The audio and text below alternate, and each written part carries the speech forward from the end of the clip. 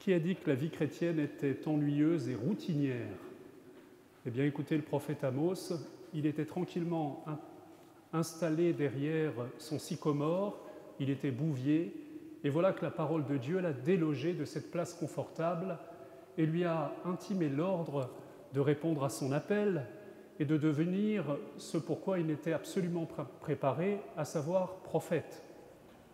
C'est dire qu'il peut y avoir des appels qui nous bouleversent si nous prenons le risque d'écouter Dieu, si nous prenons le risque de faire entrer cet aspect de la vie qui est la vie spirituelle, la parole de Dieu qui s'adresse à nous quotidiennement. Redoutez-la parce qu'elle risque de vous faire voir du pays. Elle risque de vous faire entendre des appels qui sonnent un peu différemment de ce que le monde vous a renvoyé jusque-là, et surtout de vous faire revoir vos petits plans bien définis auparavant. On pourrait faire la liste de tous les grands hommes, de tous les saints, qui ont vécu ce qu'on appelle l'appel dans l'appel. Pensez par exemple à Mère Teresa. Tout le monde s'émerveille de ce qu'elle vivait auprès des pauvres à Calcutta, mais sachez que cet appel à tout quitter pour les pauvres n'a pas été le premier appel de son cœur. Il y a eu un premier appel à suivre Jésus, qui était déjà radical, puisqu'elle est entrée dans la congrégation des Sœurs de Lorette dès l'âge de 18 ans. Reconnaissez qu'elle a été généreuse, et elle avait sans doute perçu à ce moment-là ce que la deuxième lecture évoque, la bénédiction de Dieu, cette bénédiction et toutes ces réserves spirituelles que le cœur de Dieu garde pour chacun d'entre nous. Elle a voulu y consacrer sa vie. Alors dans un premier temps, elle a suivi l'ordre de ses supérieurs qui lui demandaient d'enseigner parmi les classes aisées de Calcutta, ces jeunes filles qui avaient besoin d'être éduquées. Chaque matin, chaque jour, sans doute qu'elle croisait ces pauvres sur le bord de la route qui sont légion à Calcutta. Sans doute qu'elle n'était pas insensible à ce que renvoyait leur regard, leur pauvreté. Sans doute que ça ébranlait son cœur quotidiennement. Sans doute qu'elle reconnaîtra par la suite que déjà Jésus, à travers ces pauvres, frappait à la porte de son cœur. Mais elle le dit, c'est à un moment très précis, alors qu'elle était en train et qu'elle se dirigeait vers un lieu de retraite annuelle avec les autres sœurs pour faire le point sur sa vie religieuse. Je crois qu'elle était déjà religieuse depuis plus de 20 ans, voire 25 ans, figurez-vous. Donc déjà bien installée dans son appel, déjà à l'âge où on considère que ces folies, elles sont pour la jeunesse. Eh bien voilà qu'elle sent l'appel impérieux à tout quitter, à quitter son habit religieux pour prendre le sari. Parce que vous savez, on est toujours très étonné, très émerveillé de la beauté de cette espèce de drap à liseré bleu que les sœurs de Mère Teresa ont. On dit qu'en termes d'élégance, c'était pas mal vu. En réalité, elle a pris le premier drap qu'elle a trouvé sur le marché parce qu'elle voulait prendre ce qui la rapprochait le plus des pauvres qu'elle allait servir désormais. Alors ça lui a posé pas mal de problèmes, ça a été mal compris dans un premier temps. Elle a dû secouer ses habitudes, elle a dû interpeller avec la volonté qui était la sienne, non seulement ses supérieurs, mais aussi l'évêque, demander la reconnaissance de son ordre. Pensez à Saint Vincent de Paul. Saint Vincent de Paul a reçu l'appel de Dieu lorsqu'il était enfant, il s'est fait prêtre, il a été ordonné très jeune, comme c'était le cas à l'époque. Et il l'a reconnu par la suite, ce qu'il souhaitait, c'était une petite retirade, comme il le dit. C'est-à-dire un petit confort. Vous savez, c'est aussi le père Guigibert qui disait que quand il était enfant, il se voyait déjà prêtre, mais il se voyait dans un petit presbytère avec des rosiers qu'il taillerait tous les jours, et puis une messe quotidienne et quelques soins aux malades et aux nécessiteux. Eh bien, vous savez la suite. Il a dû prendre son vêtement de loubard, il a dû vivre dans la rue. Eh bien, c'est ce qu'a vécu Saint Vincent de Paul. Il a vécu cet appel à tout quitter. D'ailleurs, dans sa vie, on ne sait pas très bien comment ça s'est passé parce qu'il y a comme un point obscur sur quelques années de sa vie. Il avait accepté d'être aumônier des galériens. Ce n'est pas la place la plus enviable. Si on considère la vie sacerdotale comme une carrière, eh bien, c'était un sacré recul. Et c'est là qu'il a senti un appel, là encore, dans l'appel. C'est là que Dieu a fait vibrer son cœur.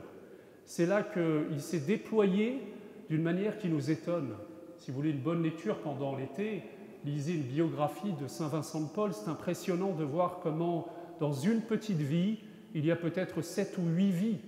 C'est le même qui a été l'aumônier des Galériens, qui a fondé des séminaires, qui était l'interlocuteur et le confident privilégié des grands de ce monde. Il était souvent à Versailles, et aussi des plus petits, puisqu'on le représente, vous savez, de manière touchante, toujours avec serrant sur son cœur, tous ces orphelins, ces petits-enfants qu'il recueillait, et tant d'autres réalisations, tant d'autres initiatives. On lui demandait à la fin de sa vie, auriez-vous pu faire davantage? Et dans un soupir, il répond oui, oui, davantage. Et vous connaissez quelle était sa devise, peut-être? La mesure d'aimer, c'est d'aimer sans mesure. Eh bien, voyez tous ces exemples de gens qui se sont laissés ébranler par un appel. Je pense à un homme qui rougirait si je le citais, c'est Jean-Marc Potvin, mais il a écrit un livre, donc il a pris le risque qu'on parle de lui. Il a écrit un livre sur sa crise de la quarantaine, alors qu'il était marié, assez bien installé dans sa position, je crois, de président de Yahoo France. Il est parti sur les chemins de Saint-Jacques. Et la vertu des pèlerinages, c'est qu'on se dépouille. La vertu des pèlerinages, c'est qu'on se met en route, c'est qu'on se désinstalle, qu'on se souvient en réalité de ce que Jésus dit dans l'Évangile. Nous n'aurons de patrie définitive qu'au ciel. Alors il faut se méfier de toutes nos petites manières de nous installer bourgeoisement dans la vie et confortablement, avec une spiritualité qui rentre dans ce cadre bien confortable. Il s'est mis un peu en danger et puis là il a rencontré Dieu.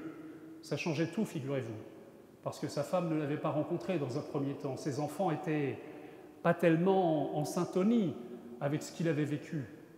Alors dans un premier temps, il s'est demandé, est-ce que je dois tout quitter? Est-ce que je dois quitter ma famille? Évidemment, non. On reviendra là-dessus. Un des critères que l'appel dans l'appel est authentique, c'est qu'il ne remet pas en question le premier appel. Simplement, il l'approfondit. Ce n'est pas un caprice qui vient à un moment de notre vie parce qu'on se sent à l'étroit dans notre vie, alors on a envie, comme on dit aujourd'hui, à l'heure du développement personnel, de l'ego qui s'écoute toujours lui-même, j'ai envie de me réaliser, comme me disait un coach l'autre jour. J'ai envie de me réaliser, j'ai encore des rêves que je n'ai pas réalisés. Alors ça te conduit à quoi? À partir et à faire le tour du monde pendant 2 ans. Ta femme, tes enfants, qu'est-ce que tu en fais dans ces cas-là? Ah ben écoute, ça c'est un appel de mon cœur, il est impérieux. Eh bien sachez que cet appel ne vient pas de Dieu. Parce que l'appel de Dieu, c'est toujours en fidélité au premier appel, c'est-à-dire à notre devoir d'État. Si un religieux dit qu'il va quitter la vie religieuse, il n'est pas mu par un appel.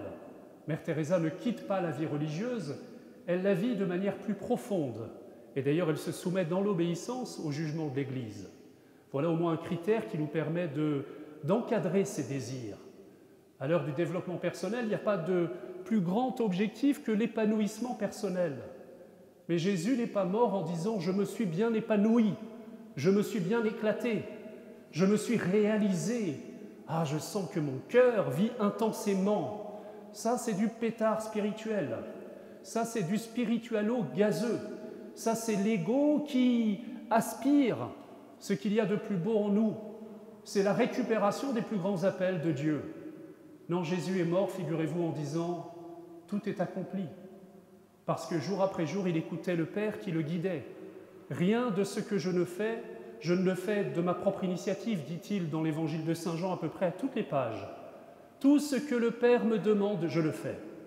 Je suis dans cette écoute fidèle depuis toujours, depuis le sein maternel, depuis l'éternité, mais il y a eu des appels dans cet appel. Il y a eu le moment où il a reçu la bénédiction du Père, au moment de ce baptême qui a vu le ciel s'ouvrir, la voix du Père retentir. En gros, le Père lui disait « Maintenant, vas-y, quitte Nazareth, quitte la vie cachée, fonce, t'as que 3 ans pour ça. » Et à chaque fois qu'on lui demande « Est-ce que tu peux te faire reconnaître ?» il dit « C'est pas l'heure n'est pas venue, l'heure viendra quand le Père me le dira. » C'est dire que Jésus est toujours à l'écoute de ce que lui dit le Père. Et Jésus est prêt à tout risquer dans la mesure où c'est le Père qui l'y invite. Alors, chers amis, je crois qu'il faut qu'on soit attentifs vraiment aux appels de Dieu. La première chose, c'est de bien profiter de ces vacances. Vous allez peut-être partir, on a encore les messes du dimanche soir pendant le mois de juillet, pour les courageux qui travaillent à Paris et qui profitent du beau temps. Mais nous allons prendre du temps, j'espère. Il y en a parmi vous qui vont prendre un temps de retraite. Il y en a qui vont se mettre en route, c'est très bon ça. Il y en a peut-être qui vont rejoindre le pèlerinage de Saint-Joseph, cette marche qui s'est lancée depuis le Sacré-Cœur et qui va traverser la France depuis Paris jusqu'à Saint-Joseph du Bessillon le 14 août prochain. J'espère que vous serez nombreux pour célébrer la messe. On y sera ensemble. J'espère que vous serez nombreux sur le chemin, peut-être pour rejoindre 2-3 jours ce petit cortège. Peut-être que vous prendrez un temps tout simplement de repos et vous ferez le point et vous écouterez Dieu. Vous ferez le point sur votre année. Vous lui présenterez ce que vous avez vécu de beau. Voilà ce que j'ai accompli, Seigneur, merci. Et puis peut-être que vous lui demanderez, eh bien, s'il y a de nouvelles initiatives à prendre. Vous connaissez l'appel que Simon-Pierre a entendu. Il avait tout quitté pourtant pour suivre Jésus quelques années avant, mais ça n'était pas assez. Simon, avance en eau profonde. Engage-toi un peu plus profond. Traverse. Va là où peut-être tu redoutes d'aller. Laisse ton cœur affronter. Jette ton cœur en avant, le cheval suivra, comme disait un cavalier, à condition qu'en avant, ce soit bien Dieu le Père qui nous appelle. Alors écoutez les appels de Dieu. C'est ça qui est fabuleux aujourd'hui, c'est que dans l'Église, il y a beaucoup d'appels possibles. Je pense, il y a quelques années, à mon émerveillement en ayant entendu Damien Stein, c'est un Anglais. C'est pas grave, il a quand même écouté l'appel de Dieu. Damien Stein, il est père de famille, il a 2 enfants. Et je peux vous dire qu'il est un très bon époux et un très bon père de famille.